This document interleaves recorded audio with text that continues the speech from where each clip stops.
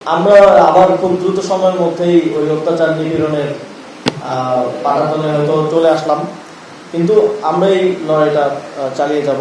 এবং সবচেয়ে বড় পরিবর্তন যেটা হয়েছে আমি দেখি সেটা হচ্ছে জনগণের মধ্যে একটা রাজনীতি সচেতনতা তৈরি হয়েছে।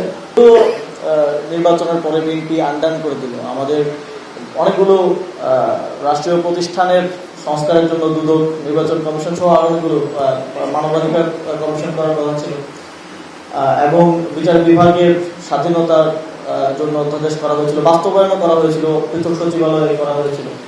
তো এগুলোকে আবার আন্ডান করে পেছন দিকে বিএনপি সরকার হাঁটা শুরু করলো।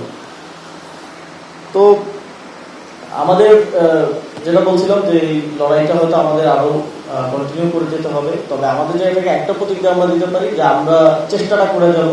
হয়তো এই জন্য আমরা হামলার শিকার হবো। ইতিমধ্যে আপনারা দেখছেন সারা দেশে কি হচ্ছে।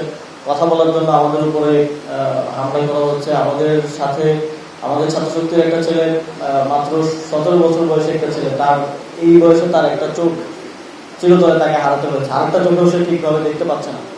তো আমরা আবার খুব দ্রুত সময়ের মধ্যেই ওই অত্যাচার নিপীড়নের পাটাতনে হয়তো চলে আসলাম, কিন্তু আমরা এই লড়াইটা চালিয়ে যাব। আমাদের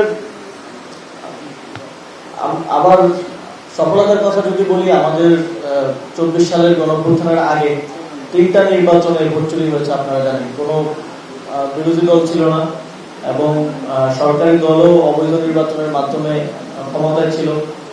কিন্তু এবার আমাদের এই 26 সালের ফেব্রুয়ারিতে যে নির্বাচন হলো, নির্বাচনের পর সরকারি দল আছে, বিরোধী দল আছে, সংসদে অ্যাটলিস্ট আলোচনা হচ্ছে, একটা গণতান্ত্রিক পরিবেশ মোটামুটি আছে বলা যায়। আমরা এখানে বসে নির্ভয়ে হয়তো সমালোচনা করতে পারছি, কতদিন করতে পারবো জানি না।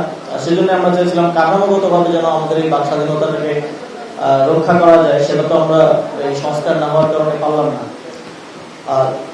তো এই সফলতাগুলোর দিকেও আমাদের দেখতে হবে এবং এগুলো কিভাবে সাস্টেইন করা যায়, কিভাবে দীর্ঘমেয়াদে রাখা যায়, সেটার জন্য আমাদের কাজ করে যেতে হবে।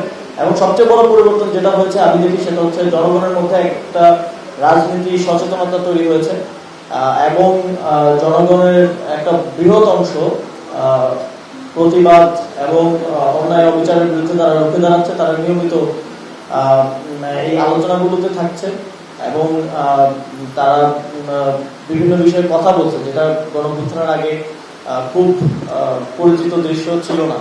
তো এই অ্যাওয়ারনেসটা খুব গুরুত্বপূর্ণ। এই অ্যাওয়ারনেসটা যদি থাকে তাহলে ফিউচারে কেউ সহজে ফ্যাসিবাদী কিংবা স্বৈরাচারী হয়ে উঠতে পারবে না। তার একটা ভয় থাকবে যে আমরা যদি এটা করি তাহলে জনগণ কিন্তু আমাদেরকে ছেড়ে দিবে না।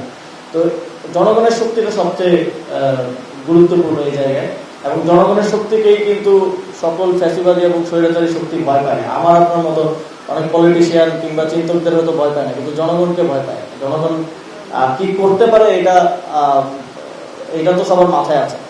যে যত বড়ই স্বৈরাচারী হয়ে উঠতে চাক না কেন, 24-এর স্মৃতি তো সে হয়তো ভুলে যাওয়া সম্ভব না। এবং তারও মাথায় আসে যে আমি আজকে যেখানে যেই মন্ত্রী পাড়ায় কিংবা যেই গণভবনে বসে স্বৈরাচার কায়েম করার কথা ভাবছে, এই বেডরুমেই জনগণ এসে ঢুকেছিল, আবারও তারা সেই ঢোকার সক্ষমতা রাখে। এই মেসেজটা যদি জনগণের পক্ষ থেকে থাকে, এই অ্যাওয়ারনেস এবং প্রতিবাদের সংস্কৃতি যদি জারি থাকে, তাহলে আমার মনে হয় যে কেউ আর বাংলাদেশকে পেছন দিকে নিয়ে যেতে সাহস করবে না।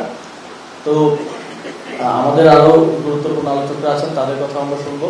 আপনাদের আমি এই বিভাগটিকে ধন্যবাদ জানাতে চাই আমাকে আমন্ত্রণ করার জন্য এবং এত সুন্দর একটি আলোচনা আয়োজন করার জন্য।